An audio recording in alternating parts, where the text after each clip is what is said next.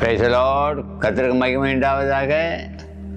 உங்களை வாழ்த்துகிறேன். இந்த காலை வேளையில் நீங்கள் இன்றைக்கு முழுவதும் சந்தோஷமாக இருங்க.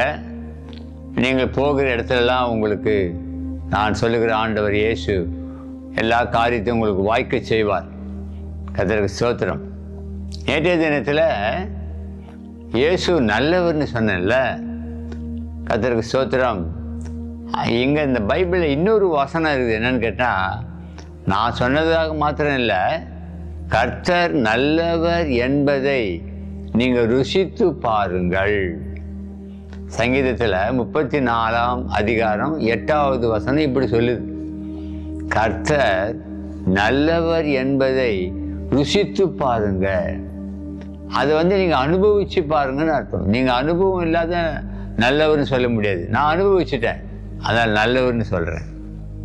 எப்படி நல்லவர்னு சொன்னீங்க? நம்ம எல்லாருக்காக தன் உயிரையே கொடுத்தார் அப்படின்றதுனால சொன்னேன். அருமையானவர்களே, நல்லவர் என்பதை நான் எப்படி தெரியுமா ருசி பார்த்தேன்?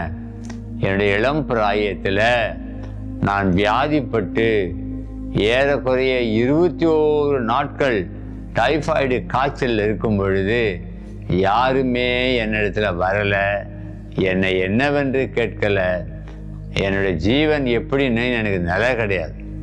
அந்த சமயத்தில், எசப்பா நான் உங்களை நம்புறேன், எனக்கு சுகம் கொடுக்க மாட்டீங்களா?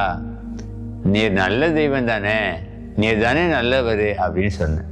பிரியமானவர்களே, அன்றைக்கு மறுநாள் காலையில் இந்த இயேசு எனக்கு சுகத்தை கொடுத்துட்டார். 21 நாள் காய்ச்சல். அப்போ நான் என்ன பண்ணேன்? ஓ, இயேசு நல்லவர் தான் அப்படின்னு நான் ருசி பார்த்துட்டேன், டேஸ்ட் பண்ணிட்டேன். நம்ம வாழ்க்கையில் இக்கட்டான சூழ்நிலை, கஷ்டம், நெருக்கம் வரும் பொழுது மனுஷர் ஏதோ கொஞ்சம் உதவி செய்வாங்க, சில சமயத்தில் அது கூட செய்ய மாட்டாங்க.